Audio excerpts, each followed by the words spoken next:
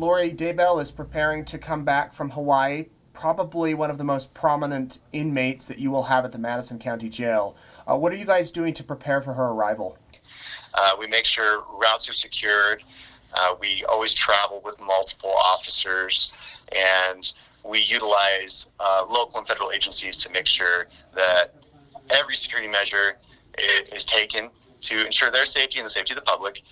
Once here, we make sure we house them as humanely as possible, ensuring all their rights are satisfied and they have all the same access that any other inmate would have. Can you say anything about when she actually will be back in Idaho? Just for the safety aspect of it, we can't necessarily give details about what time and where.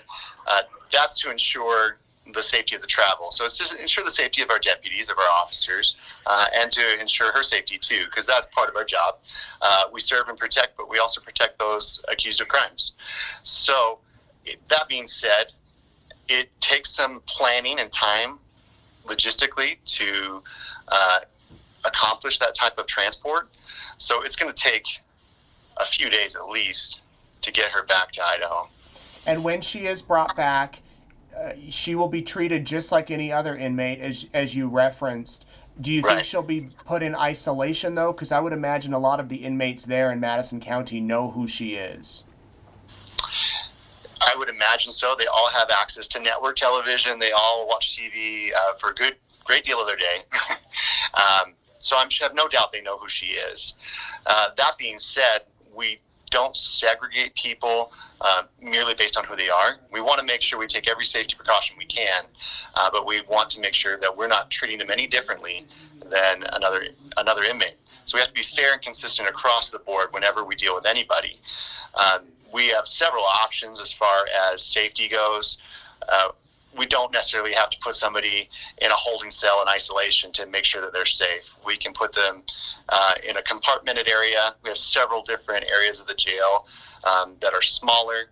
Isaac, what is a typical day like for a female inmate there at the jail? Female or male, the day is pretty much the same, and it's one of the biggest complaints of any inmate. Anybody who's been an inmate will tell you that the hardest thing is the monotony of it. But the routine equals safety. If we do the same thing every day, there's a consistency to it. So typically, we do a standing head count every morning at 7 a.m. They eat breakfast about 7:30 every morning. They eat lunch about 11:30. They do another head count at that point. They eat dinner about 5:30. We do another head count at that point. And then we do another head count when they lock down in their rooms at 11 p.m.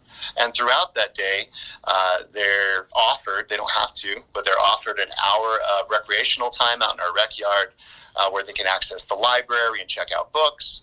If it's a weekend, we offer religious services that they have access to.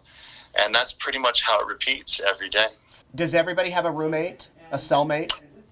Not everybody. We do have different options, and a lot of those single bedrooms are designed for handicap inmates with special needs.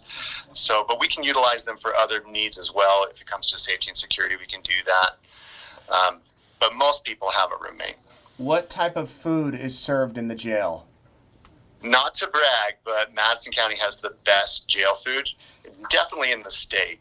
All of our food is homemade, so we don't ship in meals, we ship in ingredients. So it's cooked in our kitchen. We have a full-service kitchen.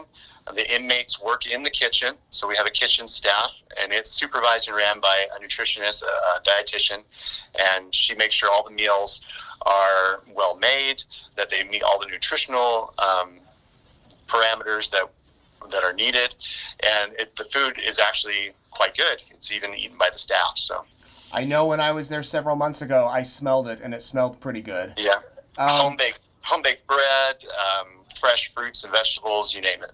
How does visitation work? Well, as far as like physical face-to-face visits, the only people that can do that for any inmate in our jail now are attorneys and clergy. Those are the only face-to-face visits we generally give. All the other visits are through the Telmate system, and that's a video visit, and it's done on a tablet that they have access to. So it's very much like what we're doing now. We offer an hour of visits per week to each inmate for free through the Telmate system. Telmate offers more than that. If an inmate wants to purchase more visiting time than that, they can do that. If someone wants to purchase visiting time for that inmate, they can do that. And they have access to that from 7 a.m. to 11 p.m. And they can do that from anywhere in the world as long as you have an internet connection. There's a downside for the inmates in that they don't have the physical face-to-face visit anymore, but there's an upside to it too, that they can do it anywhere. All you need is basically a computer or a smartphone or a tablet to accomplish that. They have the option to deny visits if someone rings through and wants to visit them and they don't want to talk to them or visit with them. They don't have to. If they don't want to use their visiting time for that, they don't have to. Yeah, a lot of inmates have denied my requests, sadly. Don't take it personally. Yeah, I know. So, Isaac, what type of increased security will the public be seeing around the courthouse?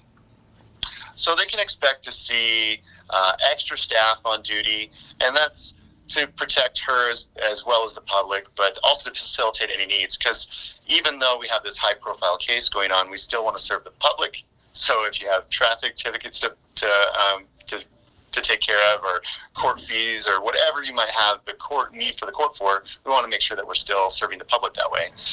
So you can expect extra staff. You'll notice some newly installed metal detectors in the courtroom, or not in the courtroom, in the courthouse, which we'll be running everybody through just as a safety precaution. How many inmates can your jail hold total? We can hold approximately 100 people. We don't generally get it up that high, just for comfort's sake, because the higher population, the more problems you run into as far as, people living together. So in general, it's typical to run in about the 80s, and that's about where we are right now, and that's what we'll continue to maintain.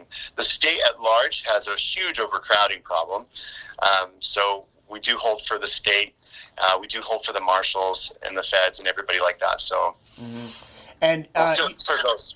80, does that include men and women? Correct. Because we can hold approximately 20 women, but because of the compartmented nature of the building, we can move that around a little bit. I see. All right. Well, Sergeant Isaac Payne, Madison County Sheriff's Office, thank you so much for speaking with us.